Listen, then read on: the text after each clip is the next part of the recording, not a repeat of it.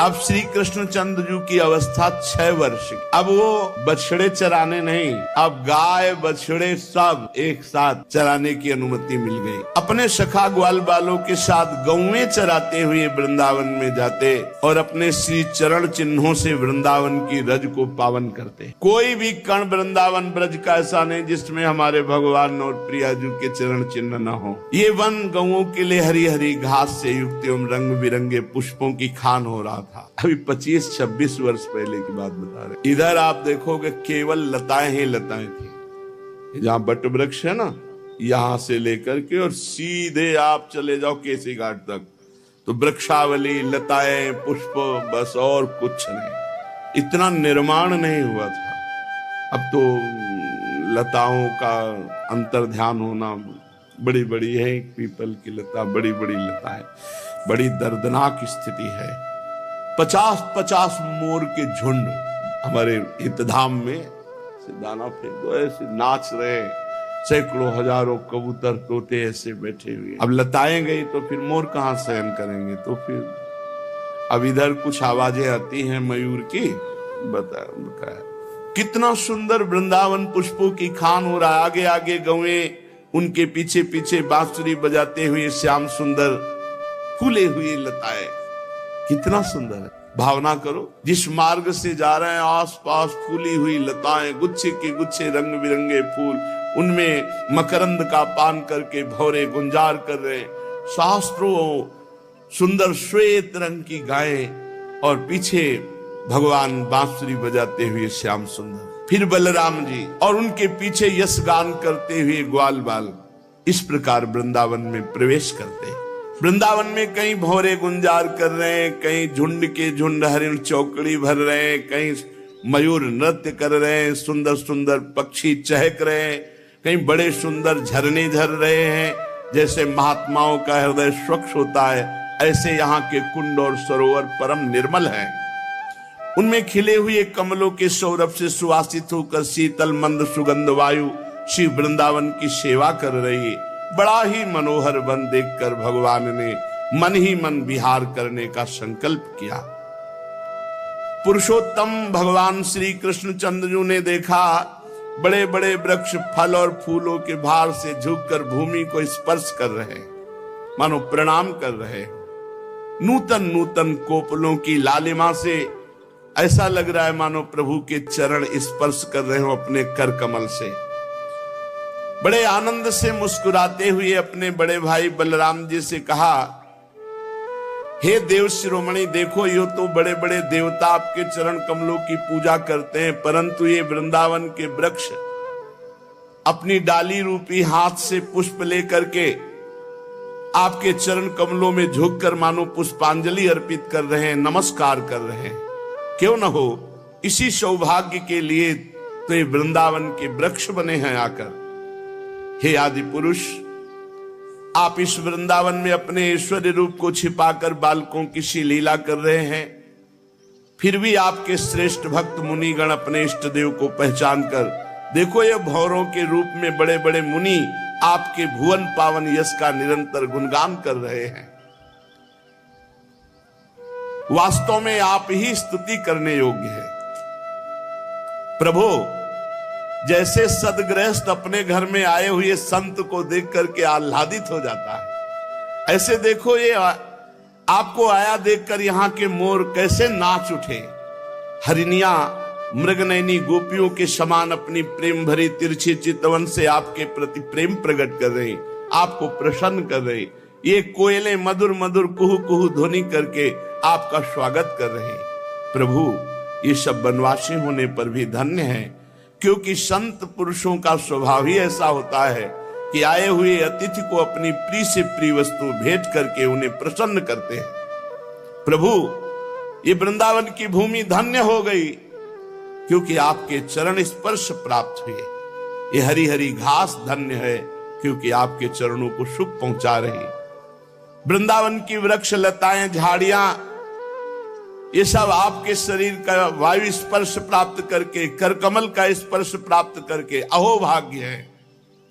ये आपकी दया भरी चितवन यहाँ की नदी पर्वत पशु पक्षी सबको कृतार्थ कर रही है। प्रभु ये ब्रज गोपियां आपके वक्षा स्थल का स्पर्श प्राप्त करके, जिसके लिए स्वयं लक्ष्मी जी भी लालायित रहते हैं, धन्य धन्य हो रही है। परीक्षित, इस प्रकार परम सुंदर वृंदावन को देखकर भगवान श्री कृष्ण बहुत ही आनंदित हुए। अपने सखा ग्वाल वालों के साथ गोवर्धन की तराई में गौएं चराते हुए अनेक प्रकार की बाल लीलाएं करते। एक तरफ ग्वाल बाल बैठ करके भगवान श्री कृष्ण की चर्चा करते, दूसरी ओर बलराम जी के साथ बनमाला पहने हुए भगवान भौरों के स्वर में स्वर मिलाकर गुंजार करते हुए खेलते। कभी कभी श्री कृष्ण कूजते हुए राजहंसों के तरह स्वयं कूजने लगते, कभी नाचते हुए मोरों के साथ ऐसे नाचते कि मयूरों को उपहासास्पद बना देते, कभी मेघ के समान गंभीर गर्जना करते, कभी बड़े प्रेम से नाम लेकर जिस गाय को पुकारते वही हुंकार करती हुई आ जाती, कभी चकोर, क्रौंच, चकवा, भरदूल, मोर आदि पक्षियों की आवाज, कभी बाघ सिंह आदि की गर्जना, कभी बाघ सिंह आदि से भयभीत होने वाली लीला। जब बलराम जी खेलते खेलते थक कर किसी ग्वाल बाल की गोद में सिर रखकर लेट जाते तो भगवान श्री कृष्ण धीरे धीरे चरण दबाने लगते, पंखा झलते, बलराम जी की सेवा करते। कभी एक दूसरे के सामने ताल ठोककर कुश्ती लड़ने लगते, कभी एक दूसरे से होड़ बांधकर नृत्य करते, और कृष्ण और बलराम ऐसे गले में हाथ डालकर देख देख के वाह वाह वाह वाह ऐसा कहते। जब कुश्ती लड़ते लड़ते थक जाते तो वृक्ष के नीचे कोमल पल्लवों की शैया पर ग्वाल बाल की गोद में सिर रखकर श्री कृष्ण बलराम लेट जाते और मूर्तिमान पुण्यात्मा ग्वाल बाल भगवान श्री कृष्ण के चरण चापने लगते, अंगोछियों से हवा करते। किसी किसी के हृदय में प्रेम की धारा उमड़ाती, वो धीरे धीरे उदार शिरोमणि परम मनस्वी भगवान श्री कृष्ण की लीलाओं के अनुरूप उनको मन को प्रिय लगने वाले गीत गाते। अपनी योग माया से ईश्वरी को छिपाए हुए अनंत ब्रह्मांडों का स्वामी ग्वाल बालों के बीच में ऐसे सुख बरसा रहा है।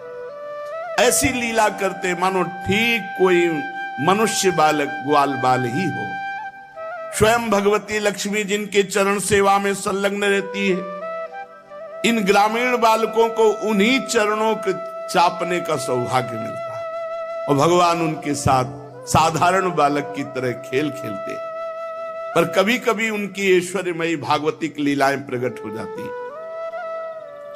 बलराम जी और श्री कृष्ण के सखाओं में एक प्रधान सखा थे श्री दामा। एक दिन उन्होंने सुबल और स्तोक कृष्ण आदि ग्वाल बालों से श्याम और राम से बड़े प्रेम से कहा कि हम लोगों को सर्वदा सुख पहुंचाने में तत्पर रहने वाले महाबली बलराम जी, आपके बाहुबल की तो कोई था नहीं, हमारे मनमोहन श्री कृष्ण दुष्टों को नष्ट कर डालना तो स्वभाव है। यहां थोड़ी दूर पर एक बड़ा भारी वन है, उसमें पात के पात ताड़ के वृक्ष भरे पड़े हैं और बहुत ताड़ के फल पक पक कर गिरते हैं, पर वहां धेनुकासुर नाम का एक दुष्ट दैत्य रहता है। उसने किसी को भी फल, अगर कोई फल लेने गया तो उसे मार देता है। भैया बलराम जी, भैया श्री कृष्ण, वो दैत्य गधे के रूप में रहता, स्वयं बड़ा बलवान और बहुत से गधे उसके साथी हैं जो दैत्य हैं, गधे के रूप में रहते। शत्रुघाती भैया उस दैत्य ने अब तक न जाने कितने मनुष्यों को मार डाला। यही कारण है इस वन में कोई भी पशु पक्षी मनुष्य कोई भी नहीं जाता। और बड़े सुंदर सुंदर सुगंधित फल है ताड़ के, देखो ना सुगंध आ रही, खाने का मन होता है, चारों ओर मंद मंद सुगंध फैल रही। तनिक ध्यान दो भैया, तुम्हारे मुख में पानी आ जाएगा, रस आ जाएगा। श्री कृष्ण, हमारा तो मन मचल पड़ा है फल पाने के लिए। दाऊ दादा, बड़ी उत्कट अभिलाषा की फल पाए, पर वो गधे का रूप रख करके बलवान दैत्य मार देगा अगर हम जाएंगे तो। ग्वाल बालों की बात सुनकर भगवान श्री कृष्ण और बलराम एक दूसरे पे दृष्टि मिलाई और कहा अच्छा भैया, और ताल बन की ओर चल पड़े। बलराम जी ने अपनी मजबूत बाहुओं से ताड़ का एक पेड़ पकड़ा और मतवाले हाथी की तरह जेब हिलाया तो ढेर सारे फल नीचे गिरे। जब गधे के रूप में रहने वाले दैत्य ने फलों के गिरने का शब्द सुना तो मानो पृथ्वी को कंपायमान कर रहा ऐसे दौड़ा। बलवान था, बहुतों को मार चुका था। बलराम जी के सामने आया, दुलत्ती छाती पे मारी, बहुत रेखता हुआ। क्रोध में भरकर रेखता हुआ दूसरी बार बलराम जी के पास आया, पीठ करके फिर दुलत्ती चलाई। बलराम जी जब पूरे अनंत ब्रह्मांडों को सरसों के दाने की तरह फड़ में रखे तो इसकी दुलत्ती क्या करेगी। एक हाथ से दोनों पैर पकड़े और घुमा करके ताड़ के वृक्ष में मारा। धेनुकासुर पधार गया और बड़े ताड़ के वृक्ष हिलकर खूब फल गिरे। तड़तड़ा कर एक दूसरे वृक्षों को हिलाते हुए ऐसे बहुत से वृक्ष गिर पड़े। बलराम जी के लिए तो एक खेल था, परंतु उनके द्वारा फेंके हुए गधे के शरीर धेनुकासुर से चोट खा खाकर वहां सब पूरा बन जितने पके फल रखे सब नीचे आ गए। भगवान बलराम जी अनंत भगवान शेष है। सारा संसार ठीक वैसे ही ओतप्रोत है जैसे सूतों में वस्त्र। तब भला उनके लिए कौन से आश्चर्य की बात थी। जब धेनुकासुर मारा गया तो उसके जो और दैत्य धेनुक के रूप में रहते थे सब आग बबूला हो गए और बलराम जी श्री कृष्ण के ऊपर टूट पड़े। जो आया पीछे के पैर पकड़ पकड़ के सबको ताल वृक्षों पर दे मारा। उस समय वो भूमि ताड़ के फलों से पट गई। टूटे हुए वृक्ष और दैत्यों के प्राणहीन शरीर। बलराम जी और श्री कृष्ण की मंगलमयी लीला देखकर देवतागण फूल बरसाने लगे, बाजे बजाने लगे। धेनुकासुर मारा गया, उसके अनुयायी मारे गए। अब तो सब ब्रजवासी गोप बालक और गोपजन खूब सुंदर मीठे मीठे ताड़ के फल पाए। इसके बाद कमल दल लोचन भगवान श्री कृष्ण बड़े भाई बलराम जी के साथ ब्रज में आए। उस समय उनके साथी ग्वाल बाल उनके पीछे पीछे उनकी स्तुति करते जाते। क्यों न हो, भगवान की लीलाओं का गायन और भगवान की लीलाओं का श्रवण सबसे जल्दी निष्पाप करता है। निष्पाप करने वाला सबसे बड़ा तीर्थ है भगवान की लीला कथा श्रवण और गायन। जिस समय पीछे पीछे ग्वाल बाल यश गान करते चल रहे आगे भगवान श्री कृष्ण, उस समय भगवान श्री कृष्ण की घुंघराली अलकावली गौओं के खुरों से उड़ उड़ करके रज, माथे पर अलकावली पर, सिर पर मोर पंख का मुकुट और केश पास में सुंदर जंगली पुष्प सखाओं ने गूथे। नेत्रों में मधुर चितवन, मुख पर मनोहर मुस्कान और मधुर मधुर मुरली बजाते हुए ग्वाल बालों के साथ ब्रज में प्रवेश कर रहे हैं। गोपियां भाग करके मार्ग में खड़ी हो जाती, दिन भर इंतजार करती। शाम के जब देखती कि नेत्रों को जीवन दान देने वाले श्री कृष्ण आ रहे हैं, गोपियों ने अपने नेत्र रूपी भ्रमरों से भगवान के मुखारविंद का मकरंद रस पान करके दिन भर के विरह की जलन शांत की। भगवान ने भी उनकी तरफ प्रेम भरी चितवन से उनको सुख प्रदान किया। यशोदा मैया रोहिणी जी का हृदय वात्सल्य स्नेह से उमड़ रहा था। उन्होंने बलराम जी और भगवान श्याम सुंदर के घर पहुंचते ही इच्छा अनुसार उनको स्नान कराया, वस्त्र पहनाया, फिर खिलाया पिलाया। दोनों भाइयों ने माताओं का परोसा हुआ स्वादिष्ट अन्न भोजन किया। इसके बाद बड़े लाड़ प्यार से दुलार करके यशोदा और रोहिणी जी ने उन्हें सुंदर सैया पर सुलाया। भगवान श्री कृष्ण इस प्रकार वृंदावन में अनेकों लीलाएं करते। एक दिन अपने सखा ग्वाल बालों के साथ यमुना तट पर गए। उस दिन बलराम जी साथ नहीं गए थे। जब कोई विशेष लीला करनी होती थी तो बलराम जी को किसी न किसी बहाने से भगवान रोक देते थे। और दूसरी बात ये भैया जी हैं, कद्रू के बड़े पुत्र हैं अनंत शेष भगवान, और उनके पुत्रों में है ये कालिया नाग भी। तो उस दिन बलराम जी को साथ नहीं लाए। जेठ महीना, गर्मी बहुत, अब अत्यंत प्यासे हो गए सब बछड़े गौएं सखा, और किसी को ध्यान नहीं रहा। काली दह में सबने पानी पिया, बछड़ों ने, सखाओं ने, गौएं गोपों ने, पीते ही सब मर गए। इतना जहरीला सांप था कि वो कुंड का कुंड पूरा यमुना जी का जहरीला था। यही अपने घर की बात है काली दह। भगवान ने देखा कि ये तो बहुत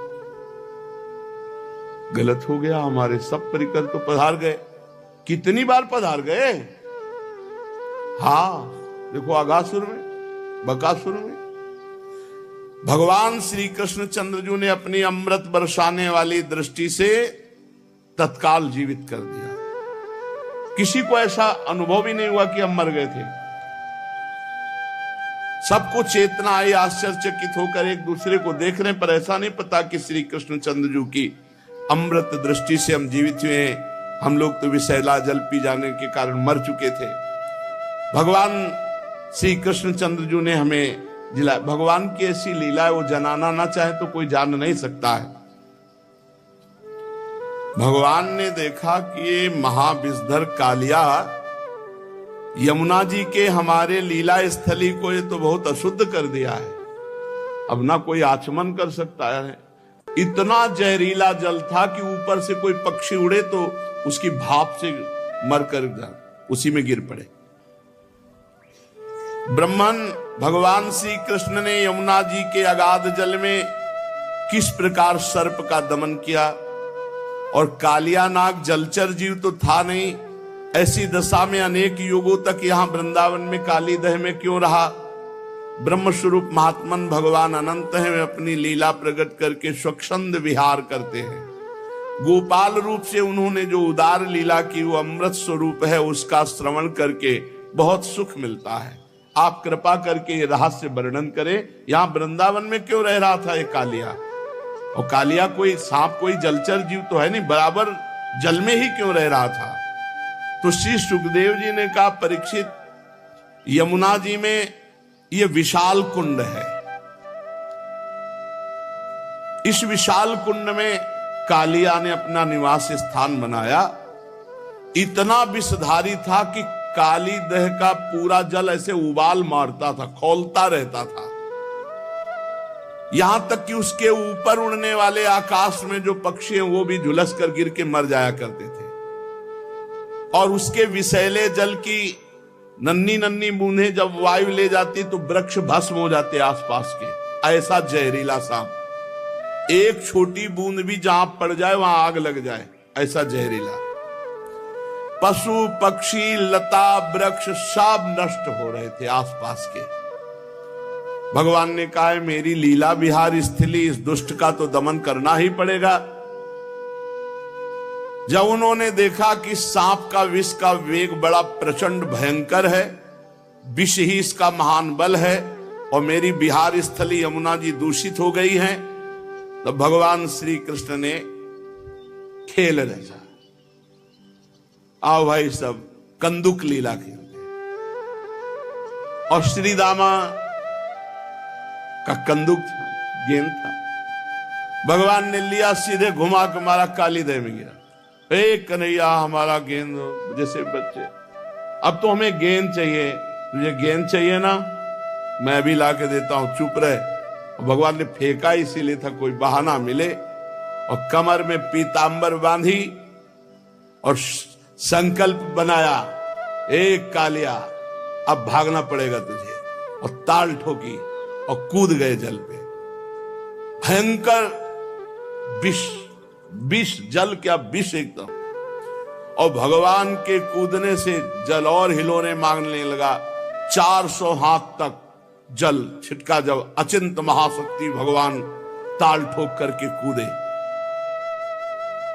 और मतवाले गजरात की तरह डूबते हुए मथते जाते थे जल को। भगवान की भुजाओं की टक्कर से बहुत जल में शब्द हो रहा था, सो रहा था कालिया कालीदय में। आंख से सुनने वाले काली नाग ने वो आवाज सुनी, कौन आ गया इतना बलवान की जीवित मेरे देह में घुसाया। सहन नहीं हुआ, वो चिढ़ करके सामने देखा एक नीलमणि श्याम सुंदर सलोना बालक, वर्षाकालीन मेघ के समान अत्यंत सुकुमार, इतना सुंदर कि थोड़ी देर तो कालिया पहले दर्शने करता रहा। वक्षास्थल पर सुनहरी रेखा, पीतांबर धारण किए हुए, मंद मंद मुस्कुराकर भुजाओं से जल को ऐसे मार रहे। कालिया ऊपर से लेके चरण तक दर्शन किया। चरण मानो कमल की पराग की गादी हो नीचे की, इतना आकर्षक रूप की काफी देर तो वो रूप ही दर्शन करता रहा। फिर देखा ये मुझसे तनिक भी भयभीत नहीं हो रहा, मौज से मेरे विषैले जल में खेल रहा। तब उसको क्रोध आ गया और उसने सांप का बल पहले वो बंधन में बांधता है, भगवान को बंधन में बांधा और डसा मर्म स्थानों में। उसके सैकड़ों फण थे। भगवान श्री कृष्ण को नागपाश में बांध करके और अपने फण से डसा। अब तो ग्वाल बाल सब मूर्छित हो रहे हैं, क्योंकि इन ब्रजवासियों ने शरीर, सुहृद, धन संपत्ति, स्त्री पुत्र, भोग, कामनाएं, ये सब त्याग कर भगवान श्री कृष्ण को ही अपना मानते हैं। इसलिए ब्रजवासी सर्वश्रेष्ठ। गाय बैल बछिया बछड़े सब दुख से डकराने लगे। श्री कृष्ण की ओर टकटकी बांधे हुए सब देख रहे हैं, सबका प्राण व्याकुल। इधर ब्रज में बड़े उत्पात शुरू हो गए। अब शकुन देखकर नंद बाबा ने कहा कि बलराम तुम आज यहाँ क्यों हो? श्री कृष्ण के जरूर कोई घटना घट गई, जरूर घटना घट गई। बड़े भय से व्याकुल हो गए। भगवान के प्रभाव को तो जानते नहीं, वात्सल्य भाव है। बस ये अपशकुन देखकर लगा कि आज तो किसी दैत्य ने श्री कृष्ण का जरूर अहित कर दिया। भय से व्याकुल हो गए, क्योंकि इन सबके प्राण मन सर्वस्व श्री कृष्ण ही थे। भागे ब्रजवासी, नंद बाबा, उपनंद, समस्त ब्रज गोपियां, बूढ़े बच्चे जवान सब। इतने में भागते हुए एक सखा ने आके बताया, गजब हो गया, कन्हैया कालीदह में कूद गया और सांप ने जकड़ लिया।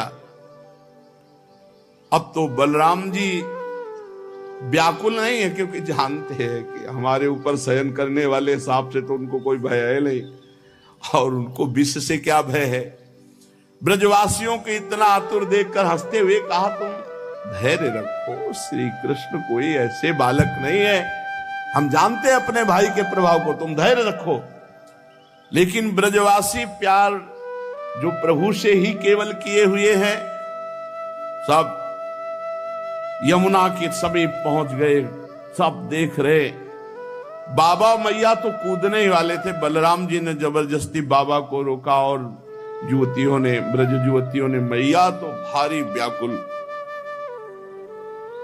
जब दूर से देखा कि कन्हैया नाग पास में बंधे हुए, तो मैया तो बेहोश हो गई कुंड के समीप ही। नंद बाबा भी मूर्छित जैसे हो गए। भगवान मुस्कान भरी चितवन से इशारा कर रहे, सब शांत शांत शांत। लेकिन हर ब्रजवासी को, मेरे प्राण प्रिय श्याम सुंदर को सांप ने डस लिया, सांप ने कस लिया, मेरे तो प्राण वल्लभ जीवन सर्वस्व है। जब यशोदा मैया को होश आता है, कूदने के लिए दौड़ती, फिर ब्रज युवतियां गोपियां पकड़ लेती हैं। अश्रुधारा, शरीर चेतनाहीन। फिर ब्रज गोपियां कहती हैं कि सुनो, छठवें दिन पूतना को मारा था, आप बल तो याद करो, आपके लाला का कोई ऐसा बल नहीं कि सांप मार डालेगा। पर अधिकांश तो धीरज बंधाने वाले नहीं थे, सब मूर्छित पड़े हुए थे। नंद बाबा के तो प्राण श्री कृष्ण थे। जब देखा सांप ने पकड़ रखा है, बहुत विकट। बलराम जी ने बाबा आप समझो, ये हमारे श्री कृष्ण कोई, पर कौन समझने वाला। तो बलराम जी ने अपनी भागवती शक्ति का प्रयोग किया, सबको जड़ता भाव, कोई कदम आगे नहीं बढ़ा सकता। नहीं तो इतने प्रेम में कोई समझा नहीं, सब काली देह में डूब जाते। अपने भागवतिक बल से सबको जड़ता भाव प्रदान कर दिया, सब एक कदम नहीं चल सकते। अब भगवान ने देखा कि हमारे ब्रजवासी जन तो बहुत दुखी हो रहे हैं और सांप जो है बहुत प्रफुल्लित है कि हमने बांध लिया और काट लिया। भगवान ने अपने शरीर को मोटा किया, जे हुई उसकी नसें टूटने लगी, छोड़ के अलग खड़ा हो गया। फिर आग बबूला होकर के कालिया नाग ने फुफकार मारते हुए भगवान के ऊपर चोट की। नथुनों से विष की फुहारें निकल रही, यानी कि काटे तो जाए। कुछ सांप ऐसे होते हैं, ऐसे करते हैं तो धार जैसी विष की गिरती है। अब भी हैं ऐसे कुछ सर्प हैं, लाल लाल आंखें किए मानो भट्टी तप रही हो और मुख से लपटें निकल रही थी। काली नाग अपनी दोहरी जीभ लपलपा करके दोनों ओठों के किनारों को चाटता हुआ विष उगलता हुआ भगवान के ऊपर प्रहार करता। और जैसे भगवान श्री हरि के वाहन गरुण जी सांपों से खेलते हैं, ऐसे श्री कृष्णचंद्र जो खेल रहे, पैतरा बदलते वो प्रहार करता, अपने को बचाते। और ऐसे पैतरा बदलते कि हर बार उसके फड़ों पे भगवान थाप का प्रहार करते। अब उसका बल क्षीण होता गया। भगवान ने मारी थाप और छलांग लगाई और चढ़ गए फड़ों पर। कालिया का कितना सौभाग्य जो मुनियों के हृदय में भी ध्यान में नहीं आते, वो सीधे चरणारविंद मस्तक पर। कालिया के मस्तक पर लाल लाल मणियां थी, सर्प मणि। उन मणियों से भगवान के चरणों की और शोभा हो गई। नृत्य गान समस्त कलाओं के आदि प्रवर्तक जगत गुरु भगवान श्री कृष्ण नृत्य करना चाहते, ये देख करके देवता गंधर्व अपने अपने संगीत वाद्य और भगवान उसके सिर पर नृत्य करने लगे। नृत्य के आचार्य आदि प्रवर्तक है, सब विद्याएं इन्हीं से प्रकट हुई। भगवान के प्यारे भक्त गंधर्व सिद्ध देवता चारण देवांगनाएं जब देखा भगवान नृत्य करना चाहते हैं, तब बड़े प्रेम से मृदंग ढोल नगाड़े दुंदुभियां पुष्पों की वर्षा करते हुए ये सब बज रहे हैं। ताल के साथ भगवान नृत्य कर रहे उसके फड़ों पर। अखिल ब्रह्मांडों का भार लिए हुए भगवान उसके फड़ों, नस नस टूट गई, सारा अभिमान चूर चूर हो गया, मुख से खून उगलने लगा। और जो फण नहीं झुकाता तो ऐसी ठोकर मारते नाचते हुए एड़ी की बस खून उगल देता। प्रचंड दंडधारी भगवान के चरणों की चोट से कालिया नाग की जीवन शक्ति क्षीण हो गई, मुंह से नथुनों से खून उगलने लगा, चक्कर काटकर बेहोश हो गया। तनिक चेत होता, जहां आंख खोलता विष उगलता, भगवान जोर से चरणों की ठोकर मारते उसके फणों पर। नाचते नाचते भगवान ने उसका सब बल और अहंकार रौंद डाला।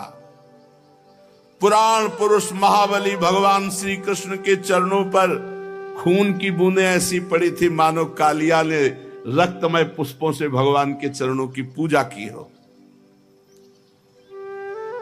तच्चित्र तांडव विरुगुण फलात पत्रो रक्तम मुखैरुर्वमन नृप भग्न गात्रा स्मृत्वा चराचर गुरुम पुरुषम पुराणम नारायणम तमरणम मनसा जगाम।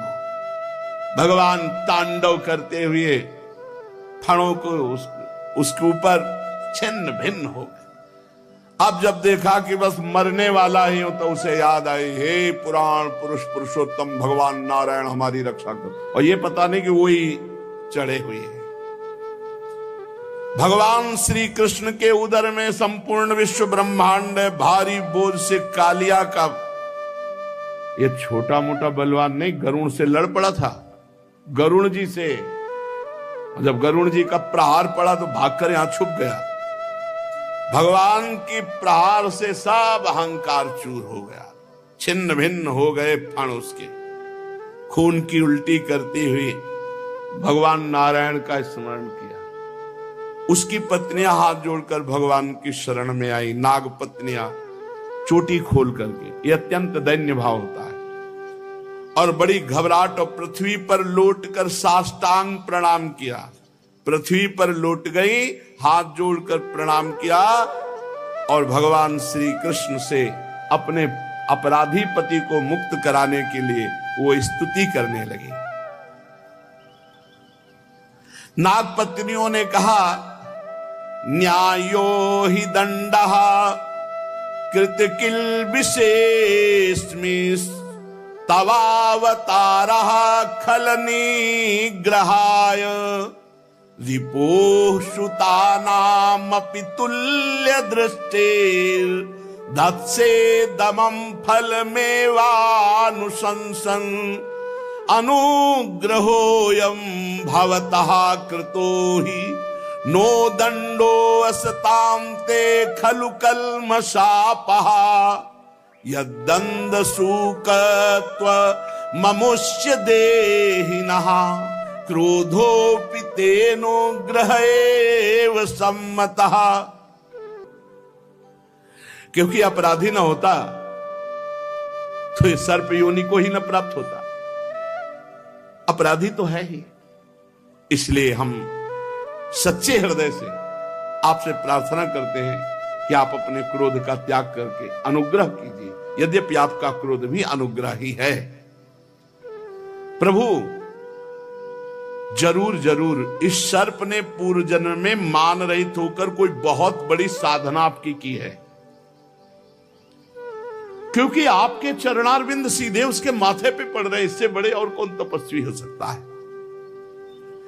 ये सब जीवों पर दया करते हुए कोई बहुत बड़ा भजन किया, धर्म किया, तभी तो आप संतुष्ट हुए हैं। आप सबके जीवन स्वरूप आप इसके माथे पे नृत्य कर रहे हैं। इससे बड़ा सौभाग्य क्या होगा। भगवान हम समझ नहीं पा रहे कि हम जैसों की कौन सी साधना हो सकती है और कौन सी साधना का फल हो सकता है कि आपकी चरण धूलि का स्पर्श पाने के लिए बड़े बड़े तपस्वी लालायित रहते हो। आपके चरणों को प्राप्त किया।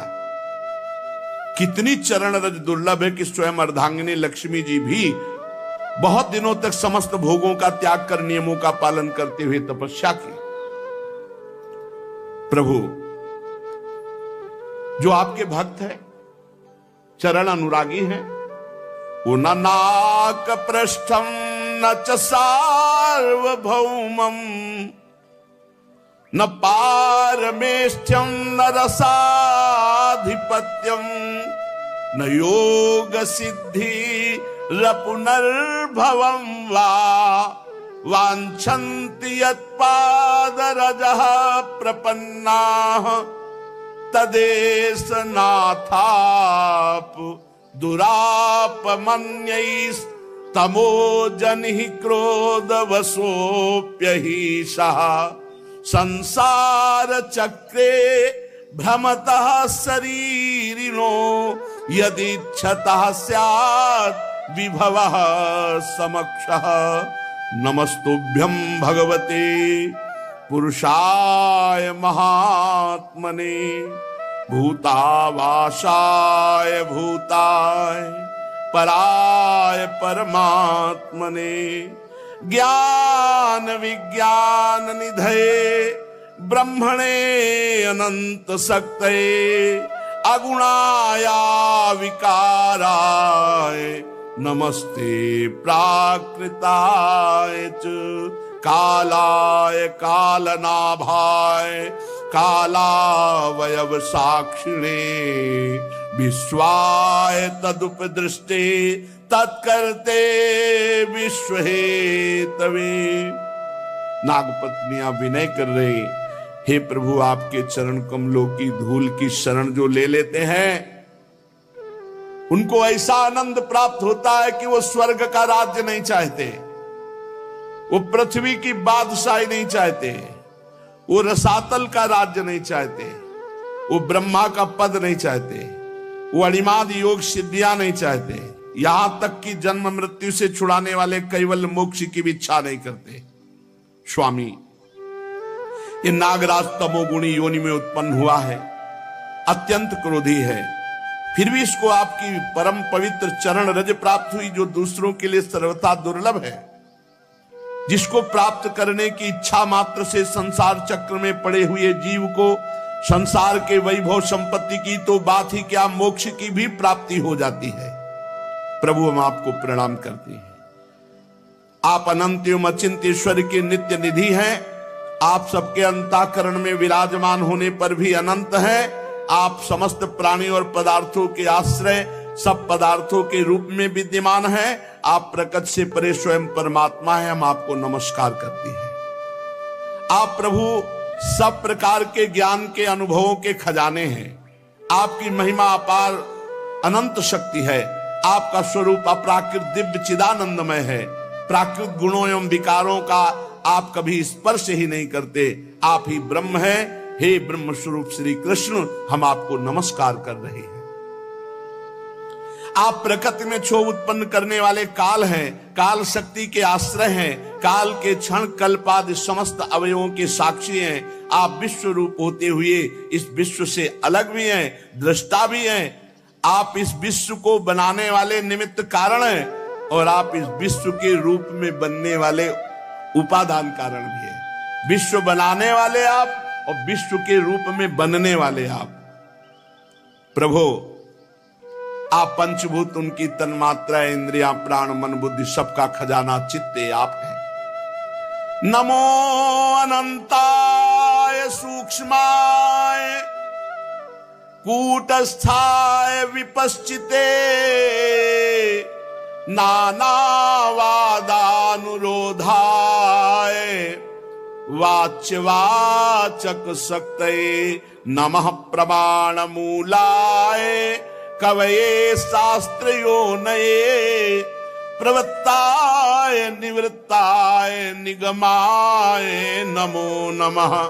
नमः कृष्णाय रामाय वासुदेव सुताय च वसुदेव सुताय च प्रद्युम्नाया निरुद्धाय शाश्वतां पतये नमः।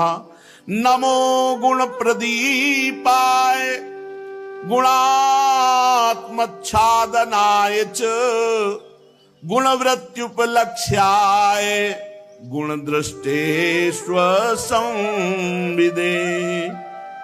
और भी बड़ी स्तुति है, शेष चर्चा आगे। भगवान की महिमा का गान करते हुए नाग पत्नियों ने भगवान से प्रार्थना की कि हमारे पति को क्षमा कर दिए। बड़े सुंदर शास्त्र के अनुभूत महापुरुषों के हृदय में जो वृत्तियां होती हैं, ये नाग पत्नियां बड़ी तपस्वी हैं, बड़ी भजनानंदी हैं, जो भगवान की ऐसी महिमा का गान करती हैं, क्योंकि इनको अनुभव है, तभी तो भगवत साक्षात्कार हुआ। तो शेष चर्चा आगे। श्री राधा